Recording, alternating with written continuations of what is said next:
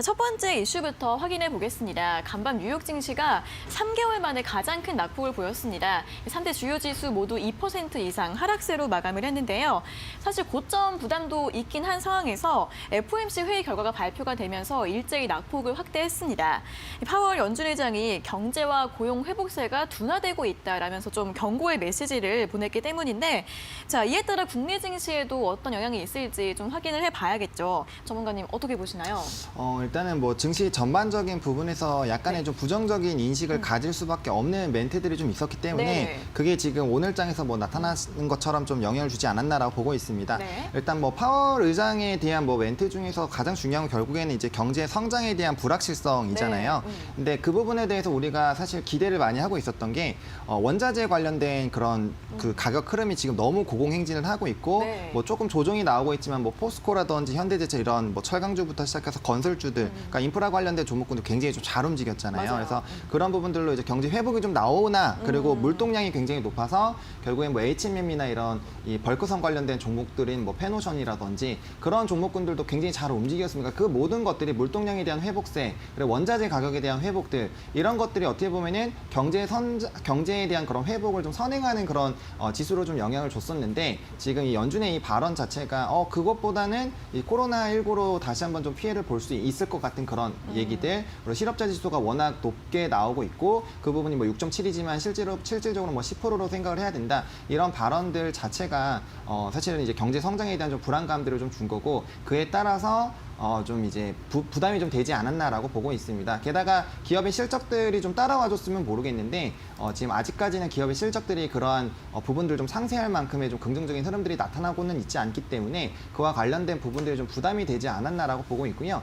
사실 이제 경제 회복을 위해서 이제 뭐 이 부양책이라든지 아니면 양적 완화라든지 그런 부분이 더 추가적으로 좀 작용이 되어야 좀 이제 시장에 더 긍정적인 영향을 주지 않을까라는 그런 인식이 커지고 있었는데 그거를 이제 동결을 함으로써 이런 이제 매입을 해주는 그런 부분들이 좀 제한적인 영향을 줄 것이다라는 그런 부분들이고 결과적으로는 코로나19에 대한 이런 확진 그런 추세가 줄어야 되고 백신이 얼마나 잘 유통되는지에 대한 이런 흐름들을 봐야 되는 상황까지 됐기 때문에 그러한 부분들이 좀 경제에 부담이 된다라고 보시면 좋을 것 같고요. 코로나19 같은 경우는 지금 전 세계적으로 누적 확진자가 1억 명이 넘었습니다. 게다가 변이 관련된 이슈들이 계속 나타나고 있고요.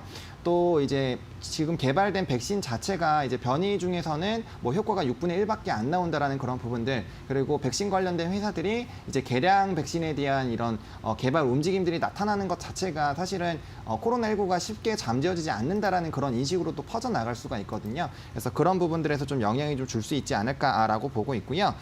결국에는 이 전 세계적인 이런 경제 성장들이 좀 멈추게 되면은 결국에 주식이라는 건 기업의 성장을 바탕으로 이제 증시에서 그 기업의 가치를 투자하는 것이기 때문에 기업의 성장세가 좀 둔화되는 그런 움직임이 나온다라는 것 자체가 투자 심리에 굉장히 좀 부담스러울 것이고, 그러면 이제 우리나라 같은 경우는 해외에 자금력이 굉장히 많이 들어오고 영향을 많이 받는 그런 증시이다 보니까 외국 자본이 빠져나가게 됐을 때 부담이 될 수밖에 없는 것이죠. 그래서 최근에 외국인들이나 기관 수급들이 빠지는 것들도 좀 그 부분으로 생각을 해보시면 좋을 것 같고, 물론 기관에 대한 이런 수급 같은 경우는 이제 직접 투자로 좀 많이 바뀌는 그런 추세에 대한 영향이 좀 있다라고 보시면 되겠지만 외국인들이 계속적으로 자금이 나간다라는 그런 부분들은 좀 지켜보셔야 되고, 개인들이 지금은 굉장히 힘차게 받아주고 있지만 아직까지 예수금이 굉장히 많기는 합니다만 이게 개인들도 계속적으로 고점에서 잡아주다 보면은 어느 순간이 되면 좀 지칠 것이고, 그거에 대한 물량이 만약에 같이 나오게 된다면은 시장에 좀 강한 조정이 나올 수가 있기 때문에 그런 흐름들에 대해서는 우리가 한 번 정도는 좀 생각을 해봐야 되지 않을까. 그래서 이런 연준의 발언 등은 앞으로의 경제 성장에 대한 우리 좀 퀘스천 메커를 좀 줬기 때문에 그 부분에 대해서 우리도 한번 좀 생각을 해볼 필요가 있지 않을까라고 좀 정리를 드려보도록 하겠습니다. 네, 강한 조정 나올 수 있지 않을까라는 말씀을 드렸는데 코스피 지수에 한해서는 좀 전망을 어떻게 보세요? 지수로 본다라면 뭐 네. 사실 중요한 라인들만 이탈을 안 하면은 우리가 그런 걱정을 안 해도 될 것 같은데요.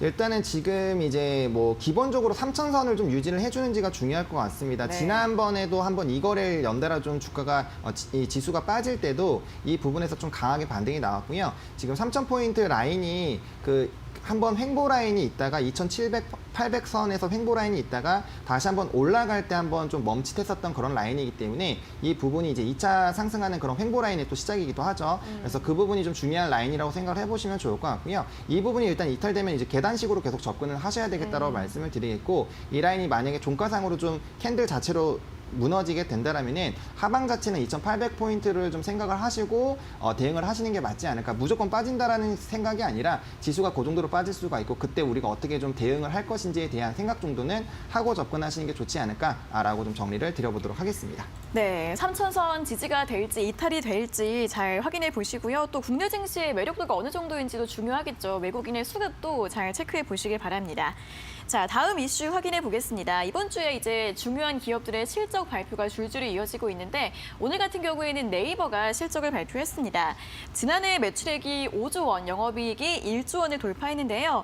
그래서 이제 오늘 이렇게 하락하는 장 속에서도 주가가 굉장히 강하게 움직이고 있습니다. 오늘 4% 이상 현재 강세를 보이고 있는데 네이버는 좀 어떻게 분석을 보면 좋을까요?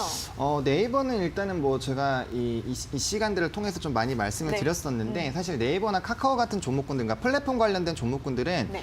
지속적으로 성장을 할 수밖에 없는 환경에 있다라고 좀 많이 말씀을 좀 드렸던 것 같아요. 그 이유가 결국엔 국내에서 대표하는 플랫폼이 이제 네이버랑 카카오고 뭐 이제 뒤이어서 오는 게 뭐 아프리카 TV나 카페24나 이런 종목군들로 좀 볼 수가 있는데, 결과적으로 이런 네이버 같은 이 거대 플랫폼을 가지고 있는 회사들 같은 경우는 어떠한 사업으로 좀 진행이 되더라도 사실 긍정적인 이제 흐름으로 나아갈 수 있는 그런 모멘텀이 있는 회사죠. 게다가 뭐 페이면 페이, 뭐 지금 웹툰이면 웹툰, 뭐 카카오와 더불어서 전 세계적인 그런 점유율을 굉장히 확대를 하고 있고, 그다음에 이제 플랫폼 자체를 가지고 있기 때문에 그런 뭐 광고라든지 뭐 다양한 부분으로 좀 활용이 많이 가능합니다. 그래서 그런 부분에서 굉장히 좀 매력도가 있지 않나라고 보고 있고요. 저는 이런 플랫폼 관련된 종목군들은 가격과 상관없이 우리가 지속적으로 좀 관심을 가져야 되는 섹터라고 생각을 합니다. 일단 뭐 지금 시점에서는 당연히 뭐 영업이익이나 이런 부분들도 좀 좋게 나왔고 비대면 수혜를 좀 굉장히 많이 받았죠. 그래서 코로나에 대한 수혜를 좀 많이 받은 섹터 중에 하나다라고 말씀을 좀 드리겠고요. 한동안 이제 비대면 관련된 부분들이 조금 이제 시장에서 소외가 되면서 좀 눌렸었는데 이제 횡보 라인을 거치다가 이제 다시 한번 좀 부각이 되고 있다라고 보시면 좋을 것 같습니다.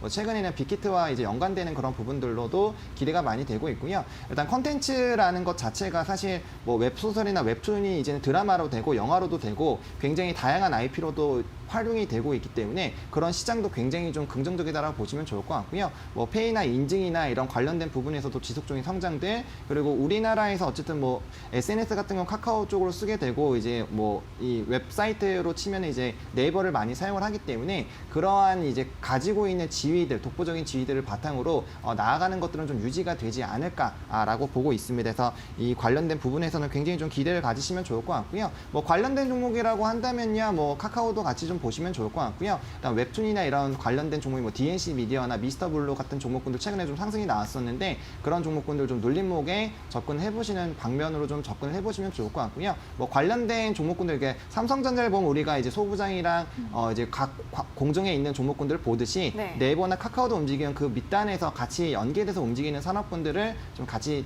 보시는 게 좀 좋지 않을까라고 정리를 드려보도록 하겠습니다. 네, 정말 끊임없이 사업 영역을 확장을 하고 있죠. 이 플랫폼 기업이라는 게 아무래도 성장성이 무궁무진하다는 점 중요한 것 같습니다. 앞으로의 긍정적인 전망 제시해 주셨고 또 관련 수혜주들 주목해 보시는 것도 좋을 것 같다는 의견 드렸으니까 참고해 보시면 좋을 것 같습니다. 자, 여기까지 오늘의 새빨간 이슈 하창한 본부장님과 함께 봤습니다. 전문가님 고맙습니다. 네, 감사합니다.